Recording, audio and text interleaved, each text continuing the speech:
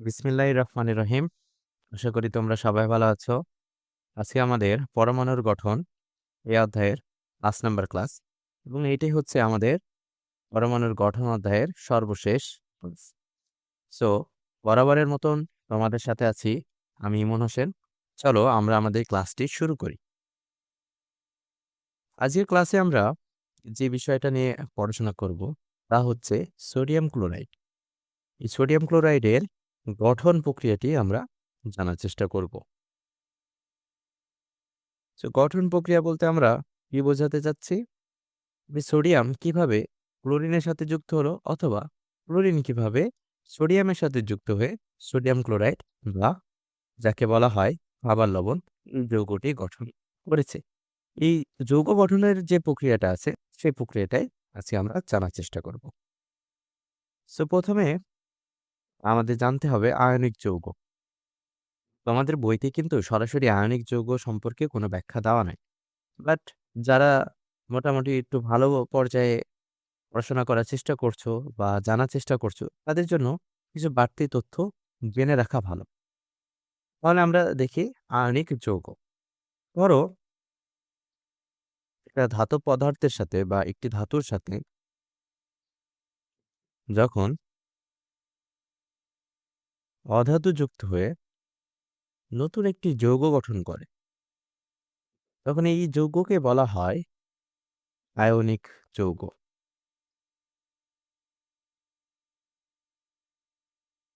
একে আয়নিক বলার কারণ হচ্ছে আয়নিক শব্দটি সম্ভবত এসেছে আয়ন থেকে। ঠিক আছে? ধাতু এবং অধাতু সমন্বয়ে যখন নতুন যৌগ গঠিত হয়, তখন ধাতু মূলত ধনাত্মক আধানে পরিণত হয়। কিসে পরিণত হচ্ছে? ধনাত্মক আধান। এই যে ধনাত্মক আধান আছে, এই ধনাত্মক আধানকে আমরা বলি কি? ক্যাটায়ন। সেম একইভাবে এটাকে যদি আমরা আলাদা করে রাখি, অপরদিকে যে অধাতু আছে, অধাতু কি করবে? সে হচ্ছে ঋণাত্মক আয়ন বা আধান উৎপন্ন করবে। ঋণাত্মক আধান।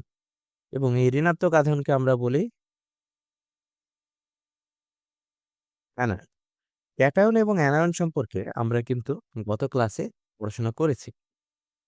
সো এই যে ক্যাটায়ন বা অ্যানায়ন এদেরকে কি বলা হয়? আধান বলা হয় বা ইংরেজিতে একে বলা হয় আয়ন। যেহেতু নতুন এই যৌগটি গঠন করার ক্ষেত্রে আমাদের আয়নের উৎপন্ন হচ্ছে, তাই একে বলা হয় আয়নিক যৌগ, অর্থাৎ আয়নের মাধ্যমে গঠিত যৌগ। ঠিক আছে? এবার আমরা সরাসরি আমাদের মেইন যে প্রশ্ন ছিল সোডিয়াম ক্লোরাইডের গঠন প্রক্রিয়া, এখানে চলে যায়। দেখো, সোডিয়ামের প্রোটন সংখ্যা হচ্ছে 11, ইলেকট্রন সংখ্যাও 11। তাহলে ইলেকট্রন বিন্যাস কি হবে? 2, 8, 1। এখন সর্বশেষ শক্তি স্তরে যে ইলেকট্রন আছে তার সংখ্যা কত? আমরা জানি কি যে স্থিতিশীলতা অর্জনের জন্য সোডিয়ামের যে কোনো মৌলের সর্বশেষ শক্তি স্তরে ইলেকট্রন থাকতে হবে 8, তাই তো? আর প্রথম শক্তি স্তর হলে সেখানে 2টা থাকবে। ইতোমধ্যেই কিন্তু আমরা দেখছিলাম যে এখানে 8টি ইলেকট্রন পূরণ করা সম্ভব নয়। 8টি ইলেকট্রনের জন্য এখানে আরো 7টি ইলেকট্রন দরকার, যা গ্রহণ করা সোডিয়ামের পক্ষে সম্ভব না, বা যে পরিমাণ শক্তির প্রয়োজন সে পরিমাণে শক্তি যোগান দেওয়া সম্ভব না। এই জন্য কি করবে? সোডিয়াম তার শেষ শক্তি স্তরে এই যে একটা ইলেকট্রন আছে, এই ইলেকট্রনকে সে ত্যাগ করবে। ঠিক আছে? তাহলে ইলেকট্রনকে যদি সে ত্যাগ করে তাহলে এখানে উৎপন্ন হবে একটা প্লাস আধান। প্লাস আধান যদি হয়, এখানে যে সংখ্যাটা লেখা হয় এটি কিন্তু প্রোটন সংখ্যা। প্রোটন সংখ্যা কিন্তু সেমই থাকছে। এটা এখন আমরা নাইবা লিখি। তাহলে 2, 8। দেখো শেষ শক্তি স্তরে কয়টা ইলেকট্রন হয়ে যাচ্ছে? 8টা ইলেকট্রন হয়ে যাচ্ছে। তাহলে সোডিয়াম স্থিতিশীলতা অর্জনের জন্য সোডিয়াম প্লাস আয়ন গঠন করবে। সেম একইভাবে আমরা যদি এখানে ক্লোরিন দেখি, ক্লোরিনের পারমাণবিক সংখ্যা 17। তাহলে ইলেকট্রন বিন্যাস হবে 2, 8 আর 7, তাই তো? 2 আর 8 10 আর 7 17। তাহলে শেষ শক্তি স্তরে ইলেকট্রন আছে 7টা। স্থিতিশীলতা অর্জনের জন্য দরকার 8টি ইলেকট্রন। তাহলে বাড়তি নিতে হবে কয়টি? একটি ইলেকট্রন সে সহজেই গ্রহণ করতে পারবে। এজন্য স্থিতিশীলতা অর্জনের জন্য ক্লোরিন একটা ইলেকট্রন গ্রহণ করে ক্লোরিন মাইনাস আয়নে পরিণত হবে। যার ইলেকট্রন বিন্যাস হবে 2, 8। এখন সোডিয়াম যে ইলেকট্রন ত্যাগ করবে এ কিন্তু চাইলে ত্যাগ করতে পারবে না। তো সোডিয়ামে ত্যাগ করার জন্য ওই যে ইলেকট্রন একটা ত্যাগ করছে না? এই ইলেকট্রনটা কাউকে না কাউকে গ্রহণ করতে হবে। সো এই ক্ষেত্রে কি ঘটনা ঘটছে? সোডিয়াম যে ইলেকট্রনটা ত্যাগ করছে সেই ইলেকট্রন ক্লোরিনের এই শেষ শক্তি স্তরে যাচ্ছে। ঠিক আছে? এই যে ক্লোরিন 7টা থেকে 8টা ইলেকট্রন হয়েছে। আবার ক্লোরিন যে গ্রহণ করবে, কেউ যদি ওকে দান না করে, তাহলে কি ক্লোরিন গ্রহণ করতে পারবে? উত্তর হচ্ছে পারবে না। সোডিয়াম ইলেকট্রন ত্যাগ করেছে, সেই ত্যাগ করা ইলেকট্রনই ক্লোরিন গ্রহণ করেছে। তাহলে দুজনের নিজেদের সুবিধার জন্য একজন ত্যাগ করেছে, আবার নিজেদের সুবিধার জন্য আরেকজন গ্রহণ করেছে। তাদের মাঝখানে এই যে একজনের ত্যাগ এবং আরেকজনের গ্রহণ করার ফলে বন্ধনের সৃষ্টি হয়। যাকে আমরা বলি আয়নিক বন্ধন। এখানে কি ঘটনা ঘটছে? সোডিয়াম একটি ইলেকট্রন ত্যাগ করছে। একটি ইলেকট্রন ত্যাগ করে সে সোডিয়াম প্লাস আধান উৎপন্ন করলো। ক্লোরিন সেই ইলেকট্রন গ্রহণ করলো, করে ক্লোরিন মাইনাস আয়ন উৎপন্ন করলো। এখন যদি আমরা এই 2টা সমীকরণকে যোগ করে দিই, তাহলে কি দাঁড়াবে? Sodium plus chlorine. তো প্লাস ইলেকট্রন মাইনাস ইলেকট্রন কাটা। এখানে থাকবে নাকি সোডিয়াম প্লাস ক্লোরিন মাইনাস, বা যেহেতু একটা প্লাস একটা মাইনাস আছে তো প্লাস মাইনাসকে নিরপেক্ষ করে দেবে এখানে, তাহলে থাকবে সোডিয়াম ক্লোরাইড। ঠিক আছে? এইভাবেই মূলত আমাদের সোডিয়াম ক্লোরাইড গঠিত। তো আমরা মূল যে বিষয়টা ছিল এটা বুঝাই দিচ্ছি। পরীক্ষাতে লেখার সময় সোডিয়াম ক্লোরাইডের গঠন বর্ণনা করতে বলবে। আচ্ছা, এখানে ভুল লেখা আছে NaCl হবে, 2 টা এখানে হবে না। তাহলে দেখি আমরা কিভাবে লিখব। প্রথমে আমরা 2টার বর্ণনা দেব, যে এটা হচ্ছে সোডিয়াম, ঠিক তার পাশেই এটা হচ্ছে ক্লোরিন। লিখবা ধর্ম, পারলে ইলেকট্রন বিন্যাসও দিয়ে দিবা। ইলেকট্রন বিন্যাস,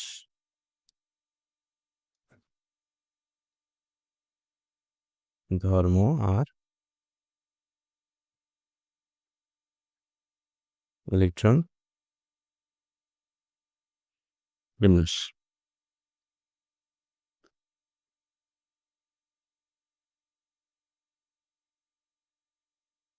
তোমাদের সাধারণত সোডিয়াম ক্লোরাইডের বাইরে গঠন বর্ণনার প্রশ্ন আসে না।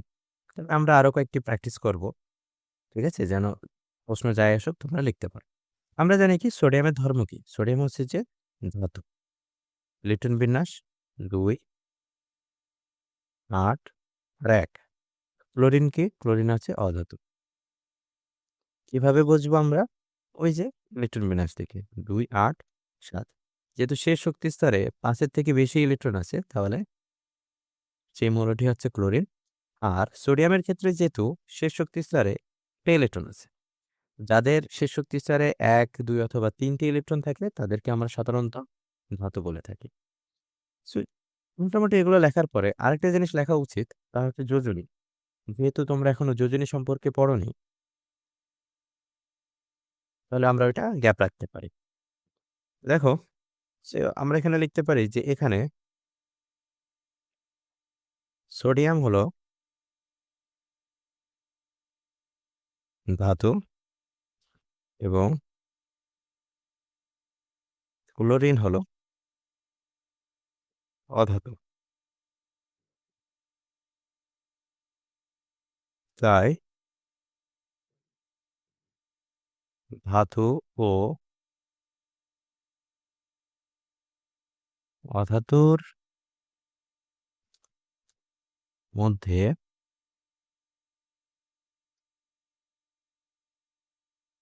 বন্ধন সৃষ্টির মাধ্যমে সোডিয়াম ও ক্লোরিন আয়নিক যৌগ গঠন করবে।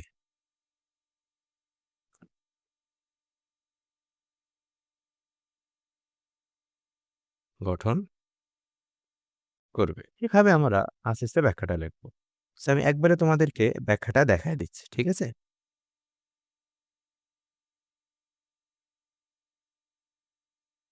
সো এইবার দেখো, আমরা যে ব্যাখ্যাগুলো লিখছি না? এবার লিখবা কি যে সোডিয়ামের ইলেকট্রন বিন্যাস থেকে দেখা যায় যে সোডিয়ামের শেষ কক্ষপথে কয়টি ইলেকট্রন ছিল? 1টি ইলেকট্রন। অর্থাৎ সোডিয়াম স্থিতিশীল নয়। তাই স্থিতিশীলতা অর্জনের জন্য সোডিয়াম তার শেষ কক্ষপথের ওই একটি ইলেকট্রন, মানে যে একটা ইলেকট্রন শেষ কক্ষপথে রয়েছে, এই ইলেকট্রনটা সে কি করবে? ত্যাগ করবে এবং সোডিয়াম প্লাস ক্যাটায়ন গঠন করবে। পরে নিচের এই সমীকরণটি লিখে দেব। সোডিয়াম থেকে একটি ইলেকট্রন বাদ দিলে কি উৎপন্ন হবে? সোডিয়াম প্লাস ক্যাটায়ন উৎপন্ন হবে। তো সোডিয়ামের তো লিখলাম, এবার লিখি আমরা ক্লোরিনের। তাহলে কি লিখবা যে ক্লোরিনের ইলেকট্রন বিন্যাস অনুযায়ী ক্লোরিনের স্থিতিশীলতা অর্জনের জন্য কয়টা ইলেকট্রন প্রয়োজন? দেখো আগের যদি ইলেকট্রন বিন্যাস দেখি এই যে 7টা আছে, তাহলে ইলেকট্রন কয়টা দরকার? 8টা পূরণ হওয়ার জন্য আর ইলেকট্রন দরকার। আমরা এখানে লিখেছি স্থিতিশীলতা অর্জনের জন্য একটি ইলেকট্রন প্রয়োজন। এজন্য ক্লোরিন পরমাণু সোডিয়ামের একৃত ওই একটি ইলেকট্রন নিজে গ্রহণ করবে এবং ক্লোরিন মাইনাস ঋণাত্মক আয়ন বা অ্যানায়নে পরিণত হবে। তাহলে ঘটনা কি ঘটছে? সোডিয়াম একটা ইলেকট্রন ত্যাগ করছে, সোডিয়াম প্লাস গঠন করছে। ক্লোরিন এই ইলেকট্রনটাই সে কি করবে? গ্রহণ করবে, করে নিয়ে ক্লোরিন মাইনাস আয়নে পরিণত হবে। ঠিক আছে? এভাবে সোডিয়াম ও ক্লোরিন স্থিতিশীলতা অর্জনের জন্য একটি ইলেকট্রন যথাক্রমে ত্যাগ ও গ্রহণ করবে। ত্যাগ কে করছে? সোডিয়াম। আর ক্লোরিন কি করছে? গ্রহণ করছে। তো ত্যাগ ও গ্রহণের মাধ্যমে পরস্পরের মধ্যে একটি আয়নিক বন্ধন গঠন করবে। সো এইবার আমাদের কাজ হবে দুইটা সমীকরণ যোগ করে দাও। প্রথম সমীকরণ ছিল সোডিয়াম ইলেকট্রন ত্যাগ করেছে, করে সে সোডিয়াম প্লাস গঠন করেছে। এরপরে ছিল ক্লোরিন, ওই ইলেকট্রনটা গ্রহণ করেছে, করে সে ক্লোরিন মাইনাস আয়ন উৎপন্ন করেছে। তাহলে দুইটাকে যদি যোগ করে দিই তাহলে sodium plus chlorine, so plus electron থেকে মাইনাস ইলেকট্রন করলে বাদ।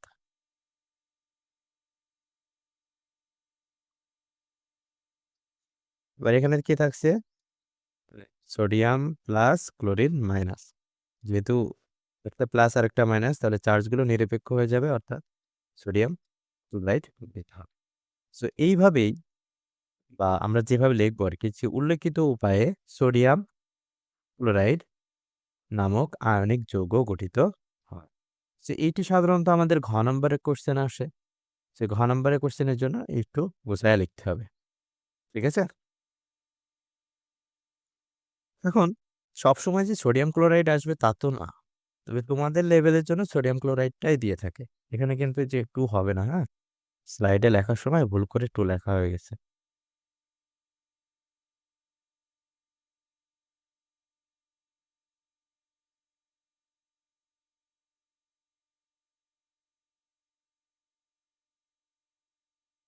সরি।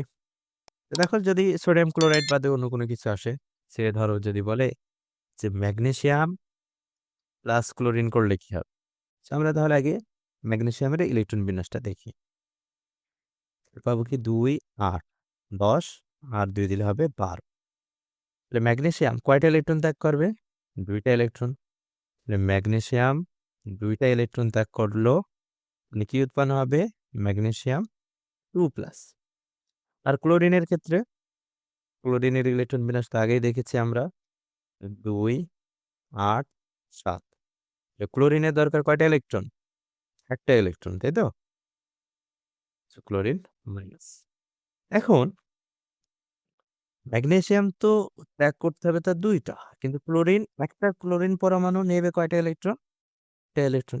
ম্যাগনেসিয়ামের আরেকটা ইলেকট্রন যদি না ছাড়তে পারে, তাহলে তো ম্যাগনেসিয়াম স্থিতিশীল হতে পারবে না। স্থিতিশীল হওয়ার জন্য ম্যাগনেসিয়ামকে ২ টা ইলেকট্রনই দরকার। ত্যাগ করা প্রয়োজন। তো এইজন্য যেহেতু এখানে গ্রাহক পরমাণু বা গ্রহণ করছে যেহেতু ক্লোরিন, একটা ক্লোরিন ইলেকট্রন নিয়েছে একটা, তাহলে ২ টা ইলেকট্রন গ্রহণ করানোর জন্য আমাদের ২ টা ক্লোরিন দরকার। আরেকটা ক্লোরিন আরেকটা ইলেকট্রন গ্রহণ করে Cl2- গঠন করে। এটাকে যদি আমরা একবারে লিখি তাহলে ২ টা ক্লোরিন পরমাণু ২ টা ইলেকট্রন গ্রহণ করে 2Cl- উৎপন্ন হবে। দেখো, অনেকে এখানে এইভাবে লিখতে পারে যে Cl2- কিন্তু কখনোই হবে না। Cl হবে। 2 কেন হবে না? কারণ 2- লেখার অর্থ হচ্ছে যে ক্লোরিন পরমাণু একাই ২ টা ইলেকট্রন গ্রহণ করেছে। করেছে নাকি? ক্লোরিন পরমাণু একটা করেই ইলেকট্রন গ্রহণ করবে। বাট এখানে ২ টা ক্লোরিন পরমাণু নিয়েছি। তো ১ + ১ = 2। সো এইজন্যে আমরা এখানে সামনে ২ লিখব। ঠিক আছে?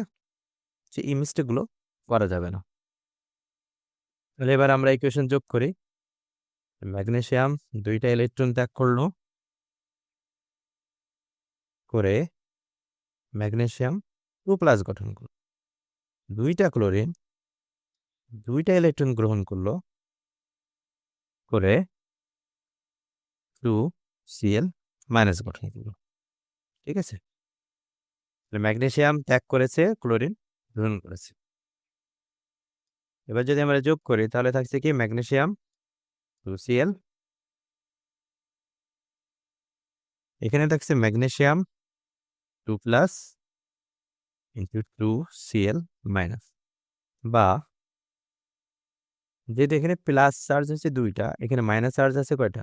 ২ কে ২ নিরপেক্ষ হয়ে যাবে। তাহলে ম্যাগনেসিয়াম ক্লোরিন। এখানে ক্লোরিনের পরমাণু আছে কয়টা? ২ টা, তাই তো? এই ২ টা এখানে বসবে। এটা হচ্ছে যে যখন একটি যৌগ লেখার নিয়ম, যে যদি একই যৌগে কোনো একটি পরমাণু একাধিক পরিমাণে থাকে তাহলে তার সংখ্যাটি বাম পাশে নিচে ছোট করে লিখতে হয়। বোঝা গেছে?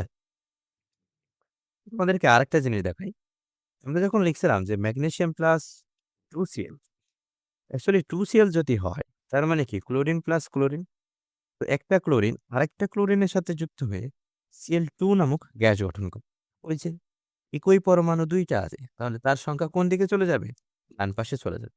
তোমরা এভাবেও লিখতে পারো, বাট সবচেয়ে বেটার হয় লেখার সময়টাকে এইভাবে লেখা, যে ম্যাগনেসিয়াম প্লাস ক্লোরিন, এটাকে যুক্ত করলে আমরা পাবো কি ম্যাগনেসিয়াম ক্লোরাইড। ঠিক একইভাবে অ্যালুমিনিয়ামের ক্ষেত্রে কি হবে? অ্যালুমিনিয়াম তাহলে ৩ টা ইলেকট্রন ত্যাগ করবে। যেহেতু তার শেষ কক্ষপথে ইলেকট্রন থাকবে ৩ টা। পরে সে অ্যালুমিনিয়াম 3+ উৎপন্ন করবে। এর ৩ টা গ্রহণ করানোর জন্য আমরা যদি ক্লোরিনই যদি নিই, তাহলে নিতে হবে ৩ টা। ৩ টা ক্লোরিন একটা করে টোটাল ৩ টা ইলেকট্রন গ্রহণ করবে। তারপরে 3Cl-, তাই তো? তাহলে এখানে আসবে আমাদের aluminium plus 3Cl = aluminium chloride. যেহেতু ক্লোরিন আছে কয়টা এখানে? ৩ টা, তাহলে Cl3 লিখে দাও। ওকে? সো এইভাবেই তোমরা বিভিন্ন লবণ বা বিভিন্ন আয়নিক যৌগের বন্ধনগুলো বা গঠনগুলো বর্ণনা করতে পারো। তবে সবচেয়ে গুরুত্বপূর্ণ হচ্ছে তোমাদের জন্য এই যে সোডিয়াম আর ক্লোরিনের যে যৌগ, অর্থাৎ সোডিয়াম ক্লোরাইড। ঠিক আছে? তো আশা করি তোমাদের ক্লাসটি মোটামুটি ভালো লেগেছে। যদি তোমাদের ক্লাসটি ভালো লেগে থাকে তাহলে তোমরা অবশ্যই ক্রাফট অফ সায়েন্সের সাথেই থাকবা, এবং আমরা এখানে ধীরে ধীরে তোমাদের একাডেমিক যেই চ্যাপ্টারগুলো আছে সেগুলো কভার করার চেষ্টা করব। ঠিক আছে? আর আমাদের যে ক্লাসের নোটগুলো আছে, যে পিডিএফ গুলো আছে, সেগুলো অবশ্যই তোমরা আমাদের ফেসবুক পেজ, ওখানে যোগাযোগ করলে পেয়ে যাবা, এবং তোমরা চাইলেই আমাদের ফেসবুক পেজটা ফলো করে রাখতে পারো। ফার্দার বিভিন্ন আপডেটগুলো তোমরা সেখানে পেয়ে যাবে। ঠিক আছে? তো আজকে এ পর্যন্তই। আজকে আমাদের